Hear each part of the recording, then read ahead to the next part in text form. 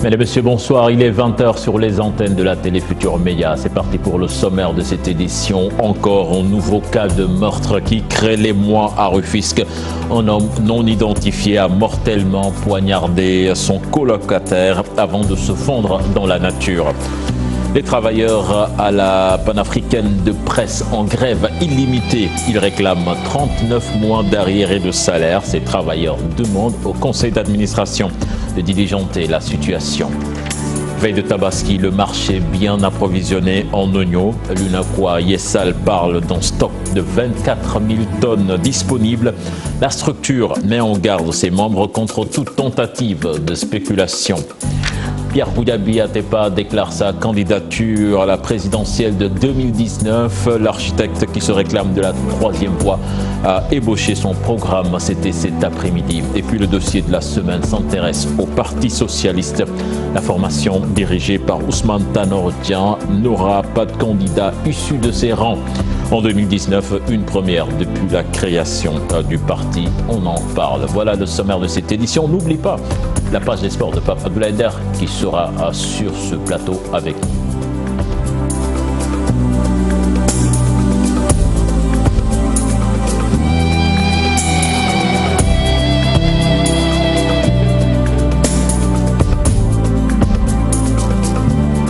Bienvenue à toutes et à tous. Encore un nouveau cas de meurtre à Rufisque. Cette fois-ci, le drame a eu lieu au quartier Darou Rahman, Rufisque Nord. Un homme non identifié a mortellement poignardé son colocataire avant de se fondre dans la nature et la police a ouvert une enquête. Les détails dans cette correspondance signée Ousseynou Thiam. Le drame s'est produit aux environs de 6 h du matin au quartier Manamfaye à Darou Rahman, c'est à Rufisque Nord. La victime, Boubacar Demba Keita, âgé de 52 ans, marié et père de 4 enfants, originaire de la Guinée. D'après des témoignages recueillis sur place, c'est au moment où il faisait ses ablutions pour prier qu'il a reçu le violent coup de couteau.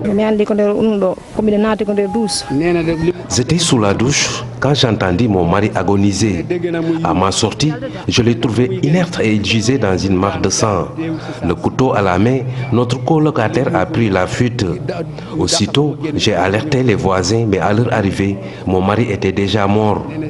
Il n'y a jamais eu d'altercation connue entre lui et mon mari. Ce meurtre en dit long sur l'insécurité qui règne dans la zone avec des cas de vol et d'agression selon les populations de ce quartier. Mais à cette heure, tu n'oses même pas envoyer ton enfant chercher quelque chose dans les boutiques. Tu n'oses même pas le faire. Ouais. À chaque fois, tu entends des agressions. Mais nous ne pouvons pas vivre sur ces choses-là. Mais aujourd'hui, vous avez besoin d'un poste de police. D'un poste de police. Vraiment, qui peut des fois nous garantir que... mais vraiment, je ne sais même pas comment m'exprimer. Tellement que nous sommes fatigués. Après le constat d'usage de la police, le corps a été acheminé à la morgue de l'hôpital par les sapeurs-pompiers de la 14e compagnie d'incendie. La police a ouvert une enquête pour retrouver le présumé meurtrier qui s'est fondu dans la nature.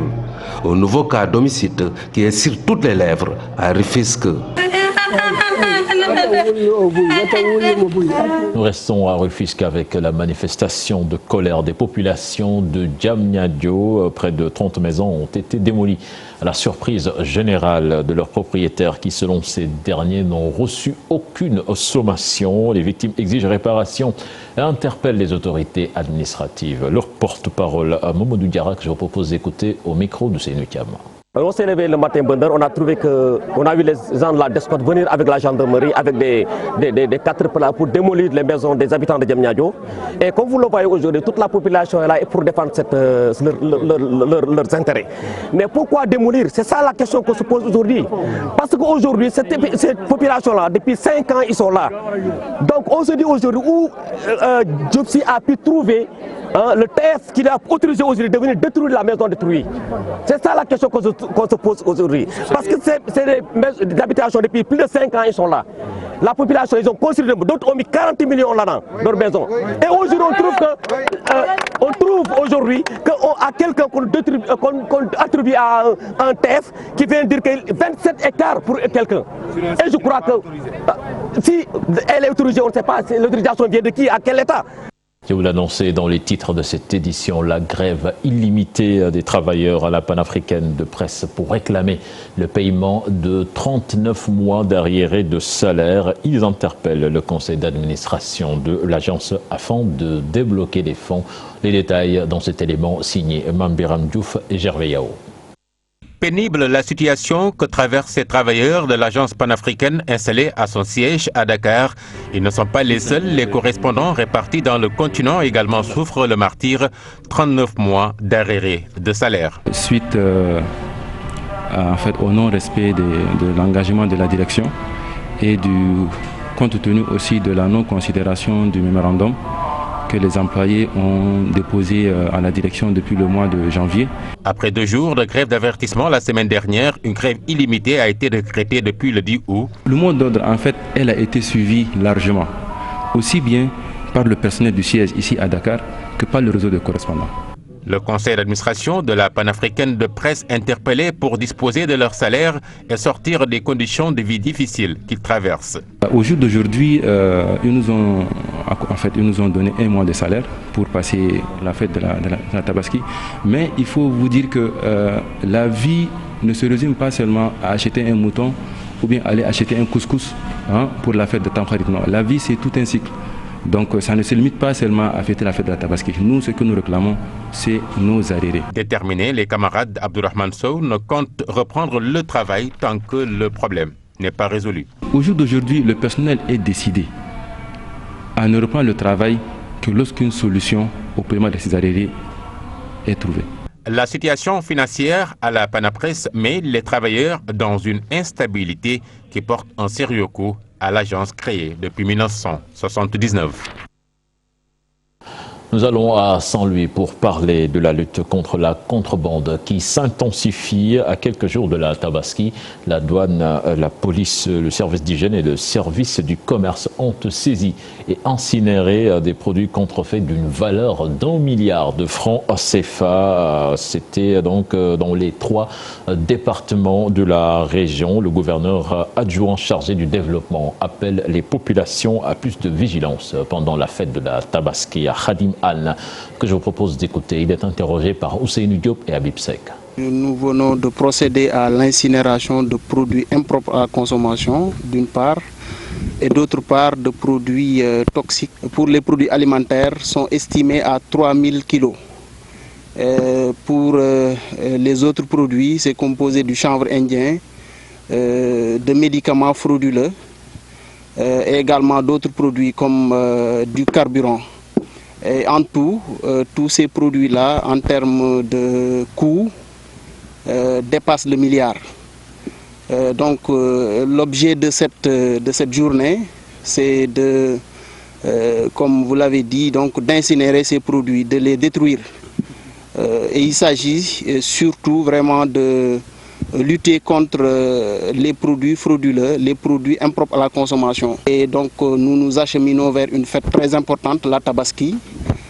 Aujourd'hui, les services sont à pied d'œuvre pour retirer des circuits de distribution tous les produits périmés et qui peuvent nuire à la santé des populations. Dans la Tabaski, on en parle à Saint-Louis, Podor et Dagana. Plus de 100 000 têtes de moutons sont enregistrées dans les points de vente des 3 départements. Les prix varient entre 70 000 francs et 600 000 francs CFA. Les citoyens demandent aux vendeurs de baisser les prix. Les détails dans cette correspondance signée Ousseynou Diop et Habib Sek. À quelques jours de la fête de l'Aïd el-Kébir, les forailles des départements de Saint-Louis, Dagana et Podor sont bien approvisionnés en moutons par le marché local et les vendeurs venus de la République islamique de Mauritanie. Pour le chef du service régional de l'élevage de Saint-Louis, plus de 100 000 têtes sont enregistrées dans la région nord. Comparé aux années précédentes, à 5 jours de la Tabaski, parce qu'actuellement au niveau des points de vente de la région, nous sommes à plus de 100 000 moutons au niveau des points de vente. Les moutons arrivent en quantité dans les forailles, mais ils coûtent très cher selon les clients. L'un des rares Saint-Louisiens rencontrés en train de marchander aux forailles de Darou a jugé les prix proposés par les vendeurs trop élevés. Les revendeurs sont à l'origine de la flambée des prix. N'eût été leur intervention, les prix auraient considérablement baissé. Pour certains vendeurs, les clients doivent acheter des moutons à leur portée et éviter d'exagérer. Les moutons coûtent cher, ils arrivent sur le marché, mais ils sont encore chers. Les plus abordables coûtent 70 000 francs ou plus. J'invite les Saint-Louisiens à limiter leurs dépenses pour acheter un bon mouton. Dans les forailles, il y a plusieurs prix. Il faut donc que les gens sachent réellement quel genre de mouton ils veulent pour acheter sans problème. Sidi Mohamed est un vendeur venu de la République islamique de Mauritanie. Il a surtout déploré la rareté des clients qui n'ont pas encore envahi les forailles à cause de la cherté des moutons annoncés dans la vieille ville, ce qui est pour lui une fausse information. Nous savons aujourd'hui que les clients attendent les derniers jours. C'est la nouvelle stratégie des Saint-Louisiens pour limiter les dépenses. Mais ils peuvent venir parce que les prix varient entre 40 000 à 80 000 francs CFA. Le marché est bien approvisionné dans la région. La sécurité est au rendez-vous dans les points de vente, mais les clients se font encore rares à cause des prix jugés pour le moment très élevés. De l'oignon en qualité et en quantité également disponible sur le marché. Un stock d'environ 24 000 tonnes selon l'UNACOIS Yessal qui soutient qu'il n'y aura pas de hausse des prix. La structure met en garde ses membres contre toute spéculation. Malgré ces assurances, les consommateurs rencontrés restent pessimistes. Un reportage signé Fatima Taba et Ahmadouba. De l'oignon disponible en quantité et en qualité selon les producteurs locaux, l'UNACOIS Yessal confirme et annonce un stock de près de 24 000 tonnes. L'organisation rassure, il n'y aura pas de hausse des prix avant la Tabaski. Le constat qui a été fait, c'est que le marché est très bien approvisionné. Donc il n'y aura pas de spéculation. Les prix sont stabilisés sur toute l'étendue du territoire. Au moment où je vous parle, nous avons un stock de 23 500 tonnes de pommes de terre et environ 24 000 tonnes d'oignons. Ça va suffire largement pour la consommation locale, jusque même après la Tabaski. Malgré les assurances des commerçants, les mères de famille rencontrées restent pessimistes. Nous savons qu'au Sénégal, nous avons l'habitude de gérer ce genre de choses. À chaque fois qu'il y a des besoins qui se font, il y a des spéculations sur les prix. Donc on est habitué à ça. Donc c'est malheureux, malheureusement, c'est malheureux. On le déplore, mais on n'y peut rien. Au village, on cultive beaucoup d'oignons. Et raison pour laquelle, jusqu'à présent, ils n'ont pas vendu l'oignon. Hier même, j'ai appelé au village à savoir est-ce qu'on a vendu l'oignon. Ils ont dit que non, non. Il y en a en quantité. Ils augmentent les prix et tout. Ça c'est pas bien. Par ailleurs, l'UNACOIS Yessal met en garde ses membres contre toute spéculation. Les commerçants, quand ils ont un problème, ils viennent ici au niveau de la direction. Quand ils ont des problèmes de douane, d'impôts et autres. Donc, le jour où ils ont des problèmes, par exemple, avec le service d'hygiène ou bien avec les services du ministère du Commerce, nous n'allons pas intervenir, puisque auparavant, nous leur avions dit, en tout cas, de se conformer à la législation, à la loi, dans le respect strict des règlements, mais aussi même dans le respect des consommateurs. Pour la fête du mouton, l'oignon et la pomme de terre sont très prisés. Et c'est devenu une habitude chez les commerçants de revoir les prix à la hausse à chaque veille de fête. Une situation déplorable. Timataba, les vendeurs de moutons aux alentours du stade Léopold Sédar Senghor se plaignent de l'insalubrité des lieux. Ils invitent l'autorité à nettoyer la place, mais cette dernière affirme que c'est du ressort de l'UCG. Un reportage signé Younous Diata et Habib Faye.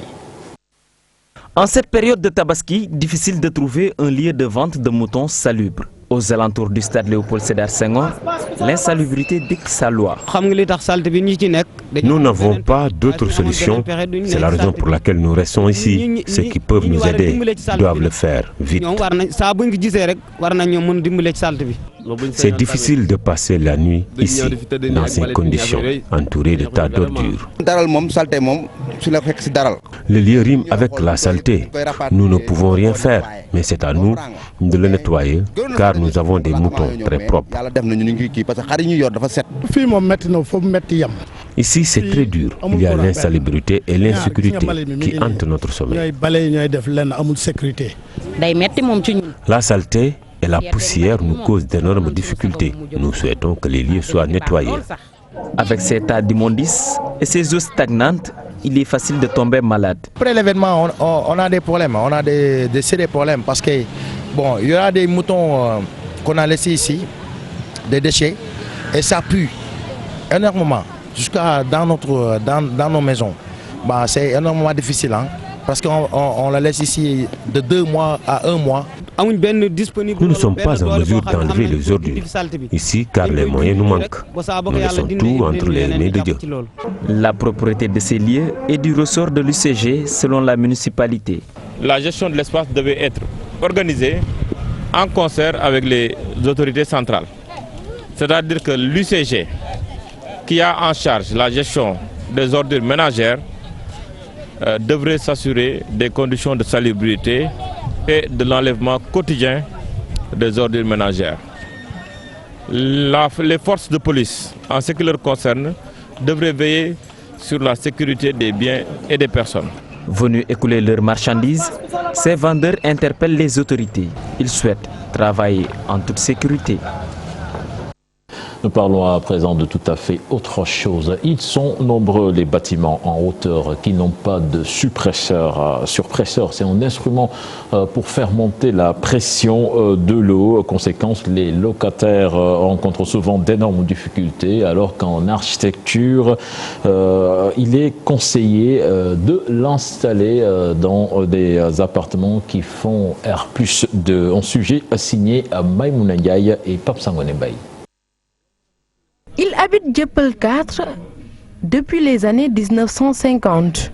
À l'époque, il n'y avait pas de maison à étage dans le quartier. Aujourd'hui, la population s'est agrandie, les bâtiments aussi. Le constat, beaucoup de bâtisses n'ont pas de surpresseur. Mais à partir du premier étage jusqu'à X étage, il y a effectivement beaucoup de problèmes d'eau. L'eau ne monte pas. Et généralement, il n'y a pas de surpresseur pour faire remonter l'eau. Et nous avons effectivement ce problème. Si les constructeurs, les propriétaires des maisons prévoyaient les ascenseurs et les surpresseurs, ça pourrait peut-être régler le problème, surtout en ce moment où l'eau manque beaucoup. L'absence de surpresseur, cette dame en a fait les frais. Elle trouve 1001 astuces pour remplir ses réserves d'eau. Qu'on se dise la vérité, les surpresseurs coûtent très cher. C'est la raison pour laquelle beaucoup de propriétaires de maisons ne peuvent pas l'acheter pour le moment. On parle de 150 000, le prix n'est pas accessible à tous. Pourtant, la réglementation est claire en matière de construction. Avec le surpresseur, on a une plage de performance qui peut aller jusqu'à 18 mètres cubes heure. 18 mètres cubes heure et sur une hauteur de pratiquement 50 mètres. Donc la réglementation dit, à partir de R+2, normalement il faut avoir un surpresseur qui est connecté à un bâche à eau, pas une bâche à eau, une bâche à eau connectée avec un manomètre, une pompe électrique. Très souvent, les prix des surpresseurs sont jugés coûteux, poussant même certains bailleurs à s'en passer dans leurs ouvrages en hauteur. Maïmouna Ndiaye, l'amicale des diplômés des écoles des postes accuse le directeur général Chiredia de gestion gabegique. La DPE déplore la dette de 180 milliards de francs CFA contractés par la société et dénonce en plus le licenciement abusif. Les travailleurs en parfaite synergie comptent dérouler un plan d'action. Pape Faranig Amadouba pour plus de détails. Sans besoin réel. Une dette qui ne cesse de s'accroître à la surprise de l'amicale des diplômés des écoles des postes. De 150 milliards, elle passe à 180 milliards sans état financier depuis 2016. Le directeur général Siredia indexé des postiers dénonce sa gestion. Siredia a hérité d'une compense à hauteur de 68 milliards. Le Fonds monétaire international a annoncé 150 milliards en son temps, mais en décembre, il a crevé le plafond et le stock avait atteint 180 milliards environ. Dans le devoir de s'interroger sur la destination de ces fonds. Une gestion qui a fini d'installer une panique chez le DG avec des licenciements abusifs. Les exactions savamment menées par la direction générale pour démanteler, pour affaiblir, pour faire reculer notre amicale dans l'idée de poser le débat. Nous posons juste le débat sur la situation de cette entreprise. En contrepartie, nous sommes sidérés de voir qu'aujourd'hui, c'est la persécution, c'est les sanctions, ce sont les affectations. Cependant, plusieurs questions doivent être posées sur la situation actuelle qui prévaut à la Poste. Comment Siredia a pu renforcer cette cagnotte jusqu'à 150 milliards dans un État organisé, 180 milliards, dans un État organisé, avec un ministère des Finances organisé? Comment cela a été possible? L'ADEP, en synergie avec SNTPT, prévoit d'élaborer un plan d'action pour apporter la réplique à la direction générale. Nous parlons à présent du Conseil national de régulation de l'audiovisuel qui a changé de patron. Babacar Touré qui passe le témoin à Babacar Diagne, une nouvelle équipe qui devra poursuivre la mission de régulation du secteur de l'audiovisuel sénégalais. Le bilan de Babacar Touré à la tête du CNRA vu et analysé par ses confrères en sujet à signer Ibou Diouf et Diafaraba. Après 6 années à la tête du CNRA, l'ancien patron du Conseil de régulation de l'audiovisuel pense que c'est aux journalistes de faire le bilan de son magistère. Un passage décrypté par ses confrères. Ça n'a pas été facile du tout pour un organe comme le CNRA, parce que le CNRA peut-être n'a pas tous les pouvoirs pour vraiment réguler. Même si nous attendions davantage de pression, cela, je pense que tous les observateurs sont unanimes à dire aujourd'hui que le rôle du CNRA doit être davantage prégnant, pour que l'on sente que cet organe est là et que cet organe est véritablement utile. Pour ces hommes de médias, le CNRA, malgré sa bonne foi, ne dispose pas de moyens adéquats pour assurer sa mission. Qui font qu'aujourd'hui, moi je dirais que Babacar Touré, certes, a fait son travail avec son équipe.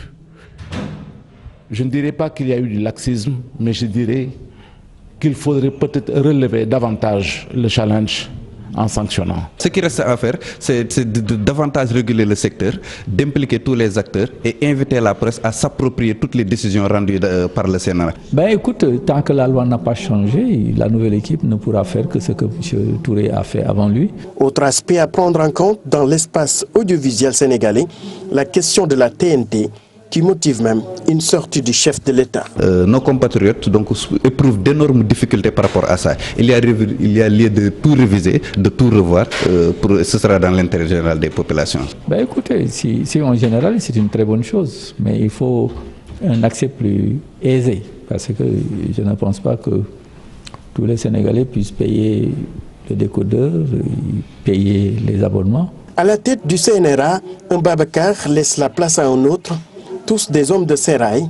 La nouvelle équipe promis à la tête de l'instance a la lourde tâche de bien réguler le secteur audiovisuel sénégalais. Puis je vous l'annonçais également dans les titres de cette édition, Pierre Goudiaby Atepa qui déclare sa candidature à la présidentielle de 2019. L'architecte qui se réclame de la troisième voie a ébauché son programme cet après-midi. En extrait que je vous propose au micro d'Habib Faye et Marien. Ma très modeste personne a décidé d'être votre candidat à l'élection présidentielle. J'en appelle donc à une profonde remise en cause de nos mentalités. Defarat, nous defarat djikoyi, nous avons besoin de tous. C'est la raison pour laquelle nous disons que c'est tous ensemble que nous devons bâtir ce pays.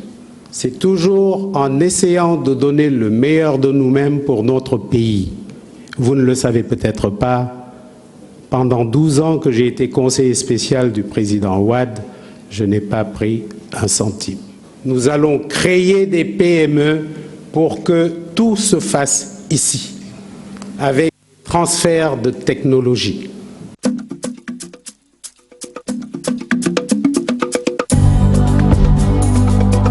Dossier de la semaine, la présidentielle de 2019, le Parti socialiste va y aller sans candidat issu de ses rangs, une première dans l'histoire de la formation politique. Des questions se posent du genre, le Parti socialiste est-il en perte de vitesse?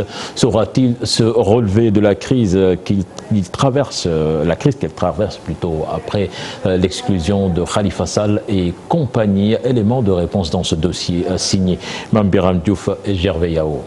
Le président Ibrahima Seydou Traoré. président assemblée territoriale. député conseiller territorial. Le président Senghor. Ces souvenirs qui datent d'avant les indépendances restent vivaces. Il les raconte avec beaucoup d'aisance, de moins ce qu'il garde encore de la marche d'un parti et de ses hommes déterminés. Aujourd'hui, le vieux Amadou Lamine Sakho parle le cœur meurtri parce que, dit-il, le Parti socialiste s'est affaibli. Qui a beaucoup perdu depuis Senghor. Donc le parti a cessé de fonctionner selon les règles démocratiques qu'il a connues auparavant. Et c'est ce qui a amené cette situation d'aujourd'hui, qui fait que beaucoup de responsables ont quitté. Pas de candidature pour le Parti socialiste à la présidentielle de 2019. Quoi de plus normal selon son secrétaire général?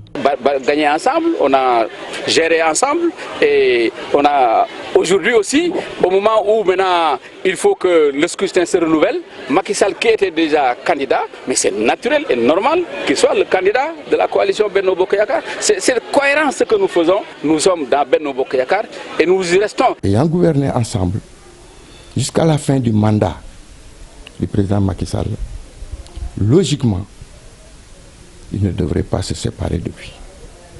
Si le président Macky Sall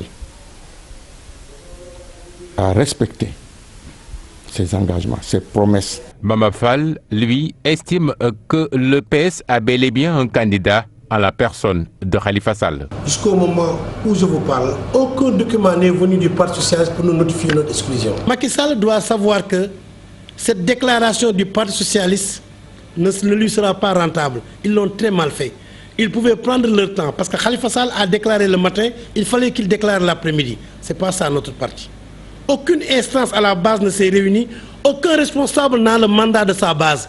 C'est un groupement d'intérêts politiques, d'intérêts économiques qui gèrent leur propre carrière qui s'est prononcé. Donc si l'inspecteur général d'État a quelque chose à dire, il y a des cas de détournement qui ont été signalés par l'OFNAC, par l'IGE et par d'autres structures et il n'a pas voulu piper mot.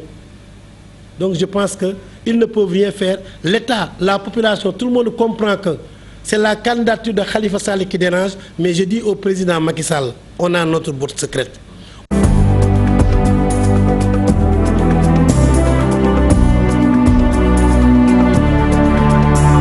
La page des sports avec Papa Abdoulaye Der qui nous a rejoint sur ce plateau. Der, bonsoir. Bonsoir, cher Sidian Diao. On ouvre avec du football Sénégal-Madagascar, éliminatoire de la CAN 2019. Aliou Cissé qui doit publier une liste attendue la semaine prochaine. Le coach national rentre demain dimanche, après-demain dimanche, autant pour moi, la liste des joueurs appelés donc pour Madagascar, attendue la semaine prochaine. Aliou Cissé était en prospection. Alors, dans un contexte d'après-mondial, y aura-t-il de nouvelles têtes dans la tanière? Tentative de réponse avec vous, cher Tidiane Diao. Cher Tidiane Diao, Younous Diatta et Mamadou Fall. Doit-on s'attendre à une liste de rupture dans la tanière pour la rencontre de la deuxième journée des éliminatoires de la CAN 2019? Le moins que l'on puisse dire est qu'il y a beaucoup de facteurs qui plaident pour cela. Il y en aura des changements, c'est sûr. Maintenant, jusqu'à quel niveau, c'est peut-être la grande question. Personnellement, il est évident qu'il y aura des changements vu qu'il y a déjà des joueurs qui sont blessés comme Moussa Wagué, comme Sabali. Il y a également des joueurs comme Moussa Sow qui a publiquement annoncé avoir pris sa retraite internationale. Donc c'est sûr que pour ces trois-là, ils ne seront pas sur la liste. La tanière confrontée en ce moment à des problèmes de blessures, voire de méformes. Du sang neuf, certainement à prévoir. Il y a beaucoup de blessures notées à ce secteur. C'est l'occasion pour nous de dire que peut-être Aliou Cissé va penser un tout petit peu à Bouna Sarr, parce que nous, au niveau du journal Record, nous avons eu à tendre le micro à l'agent du joueur qui a fait comprendre effectivement que Bouna Sarr n'a pas fermé ses portes à la tanière et qu'aujourd'hui il a un penchant pour cette équipe du Sénégal. Il a déjà commencé à se documenter, à savoir un peu l'histoire de ce pays qui reste celui de son papa. Sur les 23, on est à peu près sûr qu'il y aura à peu près au moins entre 3 et 5 changements, peut-être plus. Maintenant, je ne crois pas fondamentalement que le coach va, au-delà de ces cas précis, qu'il va fondamentalement changer son groupe. Madagascar-Sénégal, match prévu le 9 septembre à Tanarive, le début d'une campagne capitale pour le football sénégalais.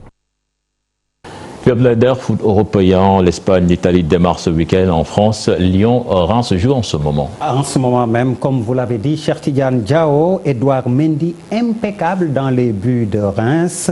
Reims qui mène par 1-0 pour le compte de la deuxième journée de Ligue 1, avec demain samedi, entre autres, Guingamp, Paris Saint-Germain. Et puis dimanche, Marseille se déplace à Nîmes, en Italie. Et demain, pour la première journée du Calcio, la Juventus, avec la première de Cristiano Ronaldo, annoncé titulaire avec les Bianconeri en Espagne. C'est également le début de la Liga en Angleterre, la deuxième journée de la première Ligue, Cheikh Tidiane. Et puis basket, Coupe du Sénégal chez les messieurs, UGB Saltigué, Douane, Uzo pour 2 places en finale. C'est ce week-end à Marius Ndiaye, demi-finale retour entre la Douane et Wakam à l'aller, 75-69 pour les Gablous. L'autre demi-finale avec Saint-Louis Basket Club, Saltigué de Rufisque. C'est la phase aller parce que les Saint-Louisiens étaient en lice sur un autre tableau, celui des playoffs du championnat national. Et nous restons avec le basket, avec ce camp organisé par Ibrahim Lee. C'est un basketteur qui évolue aux États-Unis. Juste retour d'ascenseur en faveur des jeunes de Guédiawaye. Il a profité de l'occasion pour faire un plaidoyer pour le basket. Et j'avais l'ambition de venir ici, d'aider les jeunes, parce que je sais que l'ambition est ici et tout, mais les moyens ne sont pas ici, quoi. Donc du coup, on est venu ici pour d'appeler Boyi pour nous améliorer, quoi, c'est ça. Ouais. Les gens sont très ambitieux, il y a beaucoup de jeunes qui ont beaucoup de talent ici et tout. Et aussi on a le coach Ali qui est ici, qui donne à fond, quoi, pour aider les jeunes ici. Tu vois, mais du coup il n'y a pas de moyens ici, donc c'est la galère, quoi, dans les banlieues ici, quoi. Mais du coup, il faut les autorités nous aident et encouragent les jeunes, quoi, parce qu'il y a beaucoup de talent ici, quoi. Mais tout simplement de s'investir, quoi. On a besoin des terrains de basket, des équipements, des chaussures et tout ça, tout ce qu'on peut avoir, quoi. Ouais, c'est ça. Nous sommes pressés par le temps. Je vous remets le témoin, Cheikh Tidiane. Merci, Pape Abdoulaye Der. C'est la fin de ce journal. Prochain rendez-vous pour l'information. Ce sera à 0h avec le tout en images. Excellente suite de programme en compagnie de la Télé Futurs Médias. Au revoir.